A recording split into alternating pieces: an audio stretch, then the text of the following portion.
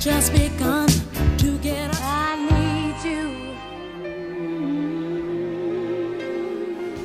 I can't go on, I can't go on no more.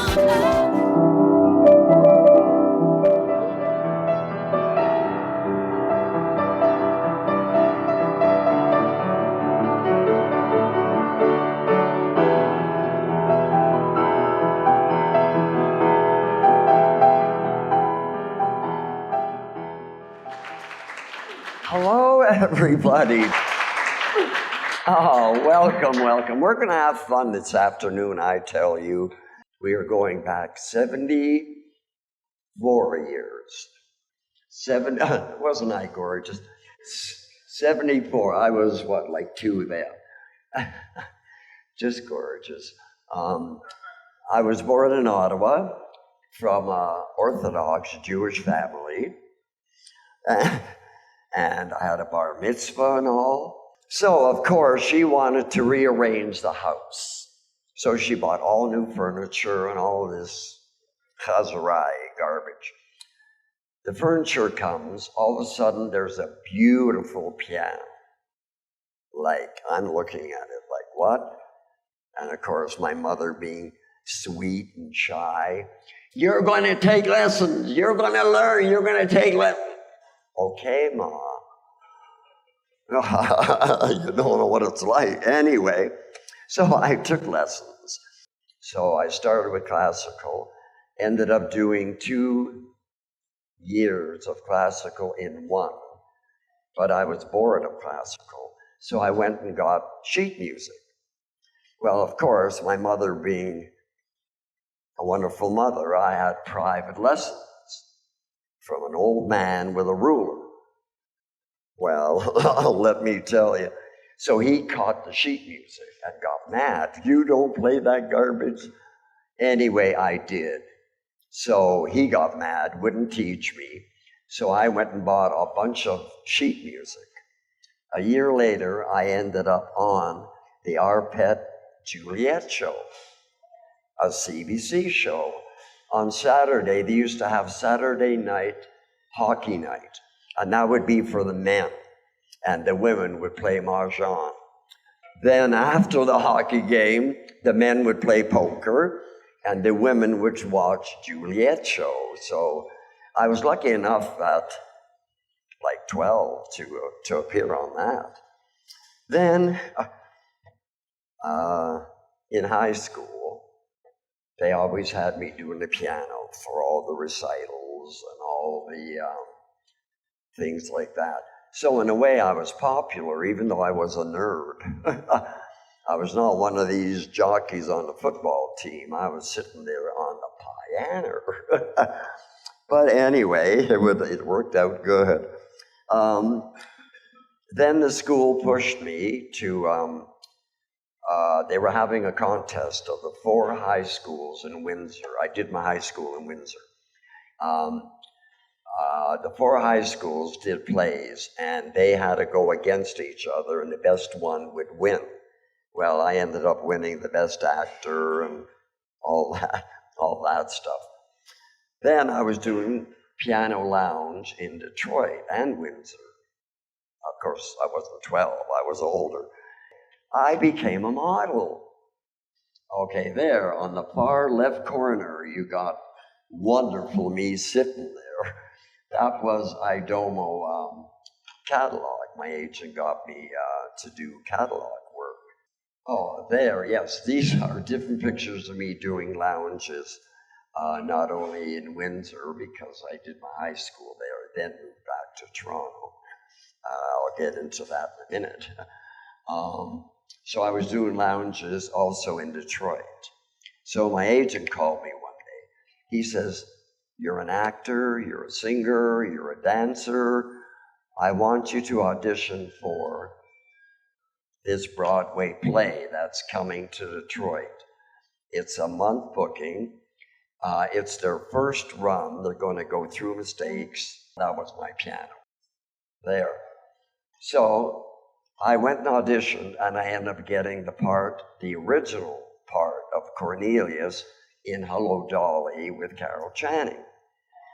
In those days, I was in high school then. In those days, the Star traveled, and it would be off Broadway or on Broadway. They always started in Detroit. So I auditioned, I got the part.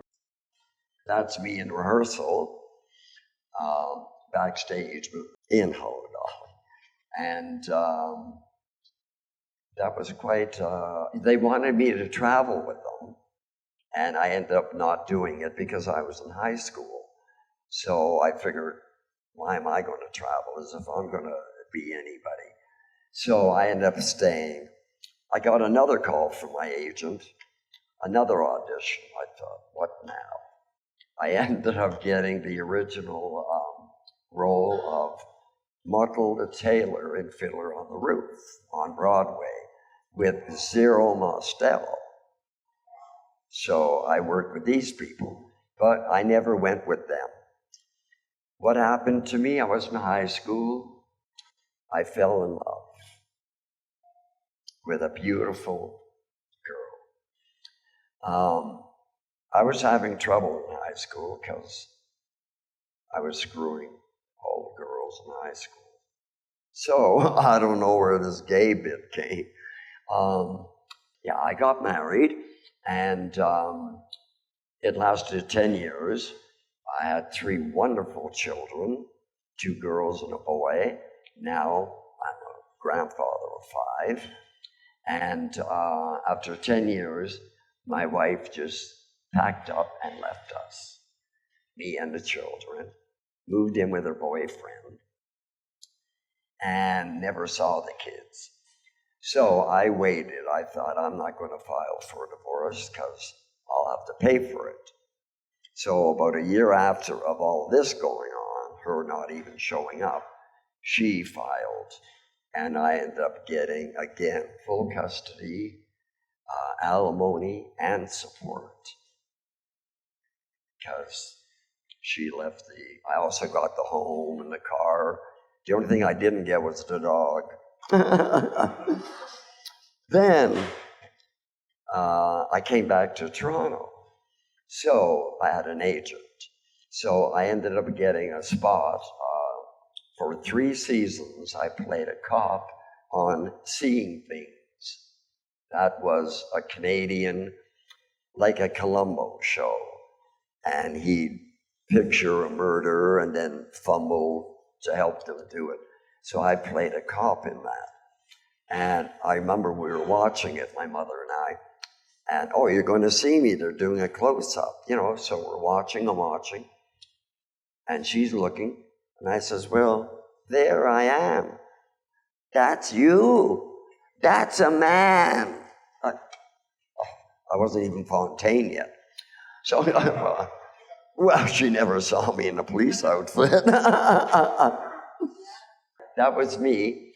The last run of Hello, Dolly that Carol Channing did was at the Cannon Theatre, and I went backstage to see her. So that is actually her backstage after a show. She didn't remember me, but the husband did. Then I went into documentaries. You'll see one, the St. Charles Tavern. You'll actually see pictures of Michelle DeBerry and me. Well, it's blurry, in the doorway, and 1,000 people throwing eggs at us. So we'll get into that. Then I did a documentary on the Take Me to the Prom. Now this was interesting. It was about, there were 6 of us. They went from the oldest, that gentleman was 90, then they went to me. Finally, I'm younger than somebody. It went down to today's generation of the proms. And of course, we never had gay proms in my day. So that documentary is interesting to see the history of how we finally went to the prom.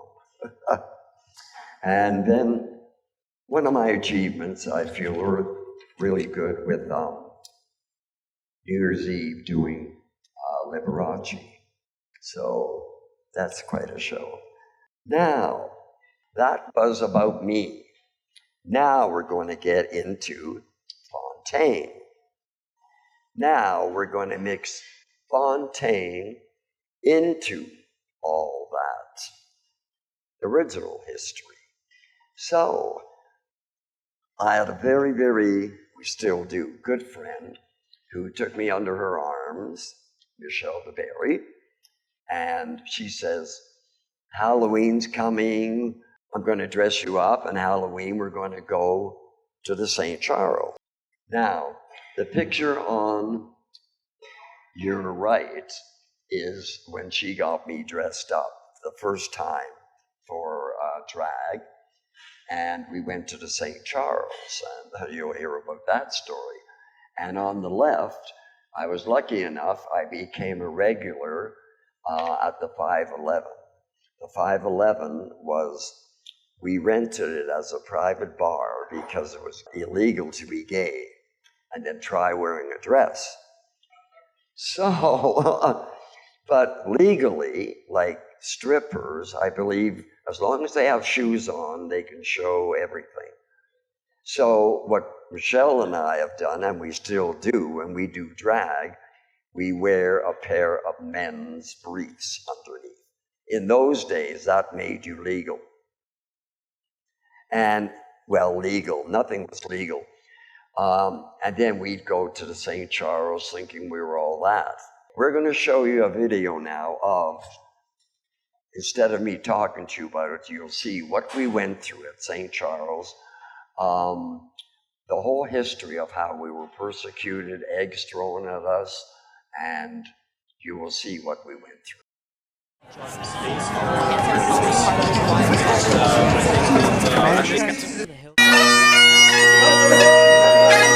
Gladamen's Den certainly wasn't afraid to pipe up at its one-year anniversary party last weekend. Rowdy crowds of queers and queens flooded the gay pub on Yonge Street and partied old school style with local artist George McIntyre, who unveiled his latest painting, an illustration of the St. Charles Tavern, one of Toronto's earliest gay hangouts. The legendary, Canada-wide St. Charles Tavern, ladies and gentlemen. St. Charles Tavern was probably one of the best entertainment centers in Canada.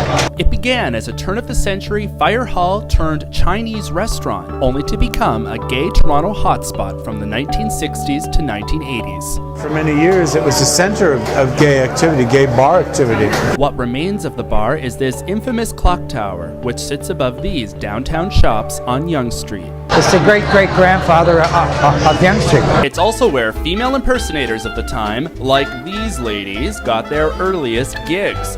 Fontaine, Ellie Mae, Michelle DeBerry. They were performing drag shows in the 1950s and 60s, and they're still performing today. They are Toronto's Golden Girls, living legends of the St. Charles Tavern. The St. Charles Tavern was really a straight place, but it was the only place that everybody mixed. The gay scene, the biker scene. In those days, we put up with each other. Every night you went out, you always met new people and hang with your old friends. So it was just a party place. A lot of people came in the back door there too, because they didn't want to be seen going into a gay place. It was a time when being gay and dressing in drag was a crime. In our days, we fought a lot with the police about gay places to go, wearing drag. Just gay was illegal. A lot of us would get picked up by the police, taken down to Cherry Beach, got beat up, and left there just because you had a dress on. Oh, you're beat up if you were gay, period, leave alone the dress. They often raided us to check if we had men's underwear on. And if you didn't, you could go off to jail. I'm still wearing men's underwear, actually. We took advantage of Halloween, where legally a male, anybody can dress up. They gave out the best costume. And then you became the winner of Halloween that night. The police used to have to put barricades around the building because of the number of people wanting to watch the gay patrons who were dressed in drag going into the building. It was like Pride Day for some reason. Everybody knew where to gravitate, and Funny Here was the only known place where gays would be known to go in. But they weren't holding whistles and squirt guns. We used to get eggs thrown at us. It's very common on Halloween to see queens decked out fabulously in beautiful outfits that they spent a year working on to be pelted with eggs. It was a field day for the press, as seen in this undated article from the Globe and Mail. A woman interviewed in the article said Halloween at the St. Charles was a chance to, quote, throw eggs at the faggots. If you said anything, they beat you up. The whole front of the building was all covered in rotten eggs and tomatoes. They did eggs because, can you call that a weapon? No, it was just being dirty.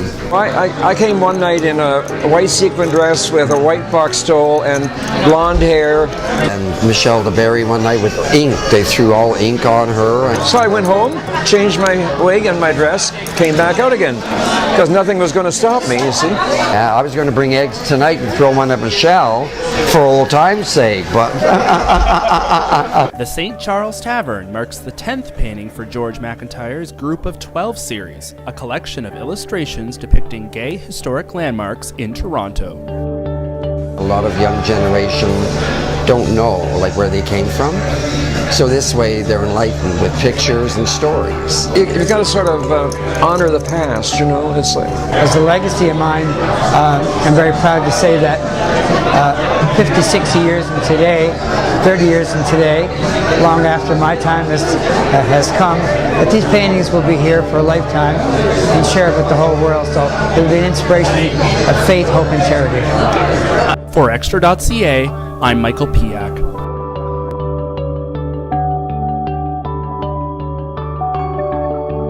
Well, that educated us quite well. But, it was quite an experience to, the police would laugh and carry on.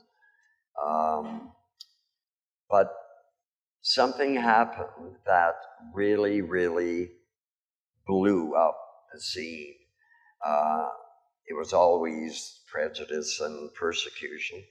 But it's the story of Emmanuel. Emmanuel is known as the shoeshine boy. It was a 12-year-old boy whose family moved here, settled in Toronto. So him and his brother, he was 12, the brother was around the same age, used to shine shoes for extra money at college just south. There was like a park. Everybody got to know the kids, and they would help them. One day, the brother was sick and didn't go with Emmanuel, so Emmanuel went on his own. Well, Emmanuel went missing.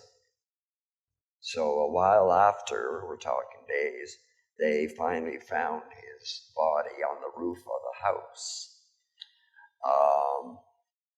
Totally. What was done to him was unreal, leave alone being drowned in the sink. But what lit the fuse is the two people who killed him were gay. Well, the next day, boom, that's when the riots all started and the bathhouse raids, because it was two gays who had killed this kid. So that was quite and then we had George Hislop. George Hislop was like Harvey Milk of the States. He fought for gay rights in the States, ended up being, in government and that. We had George Hislop. George Hislop was a forerunner for the gays from day one. He went through at least 30 mayors, how many police chiefs, with pushing and pushing and pushing. Finally, this man wanted to make a law that we get spousal money, like let's say you have a partner, it doesn't have to be male, female, and they die, to get there like everybody else does. And that was a no-no. He fought and fought for years.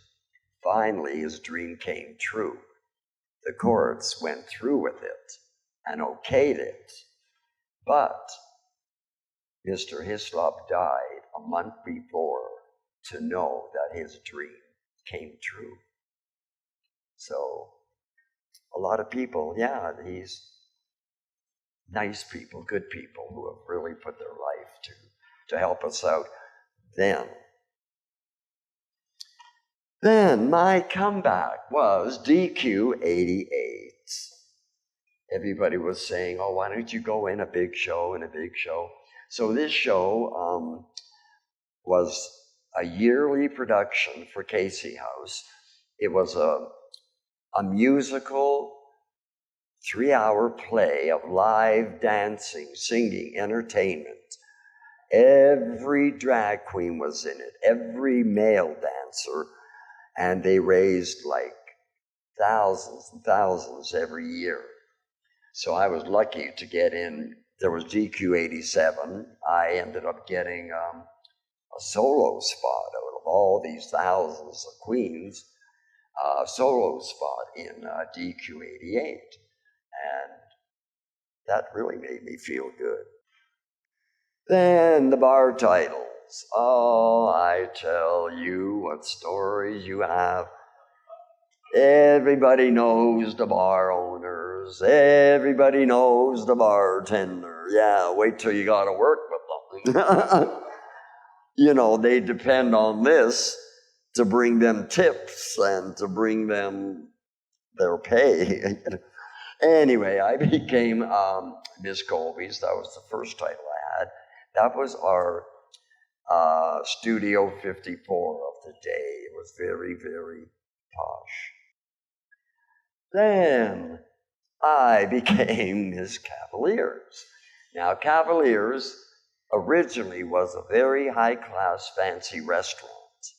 Like, because hockey night at the arena, they'd all go to these bistros, eat good dinners and that. So Yonko bought it and ended up making it the barn. So he kept me in the dining room on the main floor for weekends, and he opened the barn up like for leather and just partying your ass off. And it worked. The owner was Yonko, and he was a wonderful, wonderful gentleman. I've been to his house. For an owner, he was very, very, well, I was the only drag queen for bringing him money. But no, very, very nice. Did a bar that people are still talking about. But unfortunately, he was found dead, murdered in his house, and the barn ended up closing. Then became Miss Tracks. Oh, that was such an experience. I started, Steve Rosling, God bless him, passed away. He used to do all the events and fixing up the bars and that, and then he ended up going to play and bringing all these shows. He helped everyone, and lucky enough, I had a show a month. So then, I ended up winning the Queen Mom pageant. So I ended up getting 2 shows. A year later, I ended up Miss Tracks. Steve's looking at me. You're not getting 3 shows. You win another title and you're here all week. So anyway, I got my 3 shows a month. How I did it was 2 shows was mine, and 1 show was totally for benefits. I've been, my heart's always been out helping people. I've done fundraising from when Casey House was old Casey House. In fact, I met Lady Di at the Casey House when she came, and I raised a lot of money for them, Sick Children Hospital, Fife House, every organization. But I always say, I don't like saying I raised, because I didn't. It was the people behind. It was the entertainers who did all the work.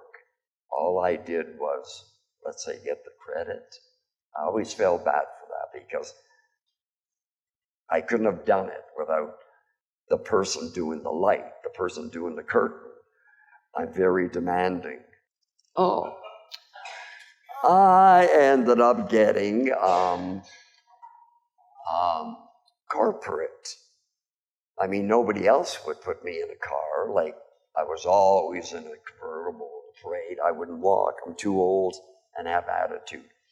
So I went corporate. So Pizza hired me. So I ended up representing them 6 years in a row. Okay, now, trivia.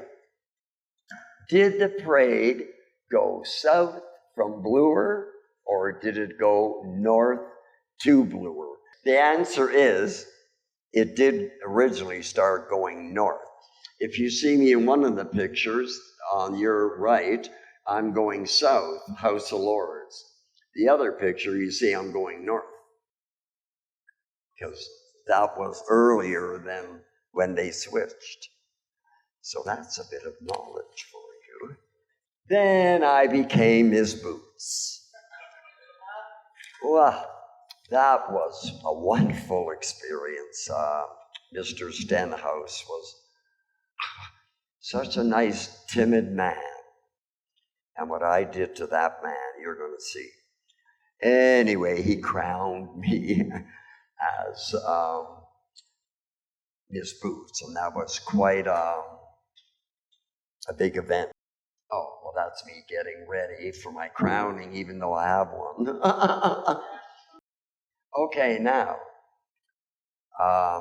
as I said, I have 3 children. These are my 3 children. On your right, yeah, my son, my middle daughter, and my youngest daughter.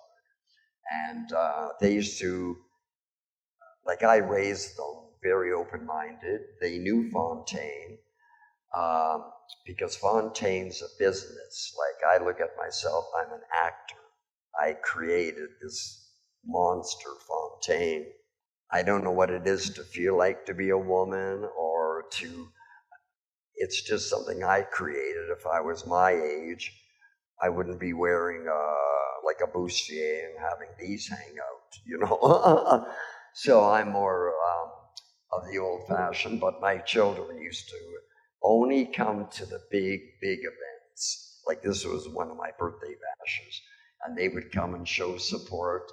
And in the middle of the show, I wouldn't even know they were there. They would sneak them in, and they would come carrying out the birthday cakes and all that.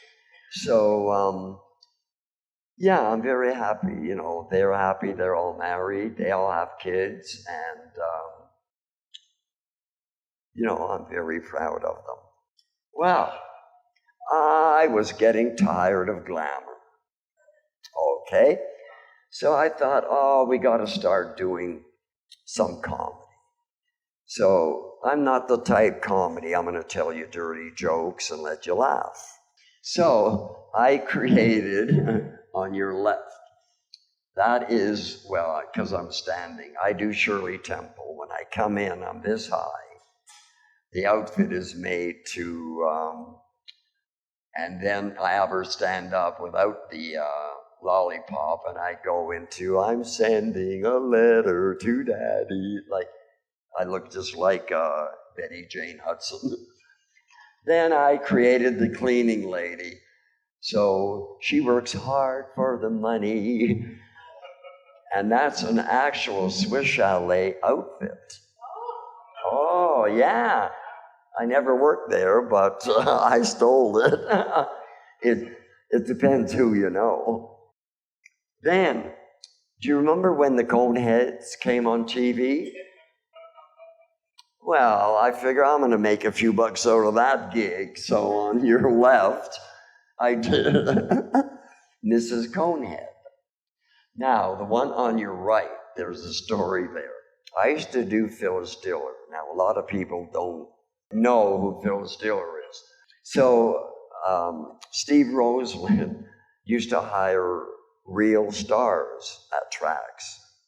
Occasionally, He had the Mary Wilson, he had the Puppet Man, so he hired Phyllis Diller. So I thought, oh, that's great. Me being shy and all, I figured, gee, she's going to be using my dressing room. Well, guess where I ended up? In my dressing room. Well, Phyllis makes sure he comes in and that. Well, did we ever get along? I mean, she is crazy. So I kept saying about, because she's known for her tacky outfits. Like, just she was, well, look, with a cigarette holder. So I was doing shticks on her. So I told her that. I says, but I don't have, like, the outfit I use, you know. She took it off here.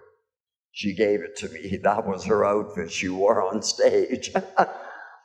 So here, I thought, well, I'm not going to say no. The picture on your right, it was a contest, whatever. I had a cart made, and you had dishes and a cake and an ashtray and a big bowl in the middle, like, you know, a server platter. And I'd walk back and forth. Every so often I'd stop and pick up the thing, and you had a live head in it. Well, you should have seen the people's reaction from screaming. You pick it up and all of a sudden the head's moving like, oh. So I won. Then, now, Mr. Stenhouse, okay, he wanted comedy. That's the owner of Boots. So he had what's called afternoon tea on the patio. At Boots, they had a wonderful kind of patio off the street, and that it would be packed, everybody having their tea, getting drunk. So I got this outfit from Wonderland, and like the teacup, and we'd have it filled with popcorn, and I had a Muppet in it, and I'd go around like a hostess, and people would take, you know, the popcorn and that. So that became quite a hit. I ended up, Take Me to the Prom. That was the one I was telling you about, the different stages of proms and how they progressed. And that was won 5 awards from the director for, it was hot dogs, like the Gay Film Festival. So that was me showing up at the premiere. Then I did a number at Hot Dogs for the premiere, opening the festival, and that was my entrance. So I believe that is that. Well,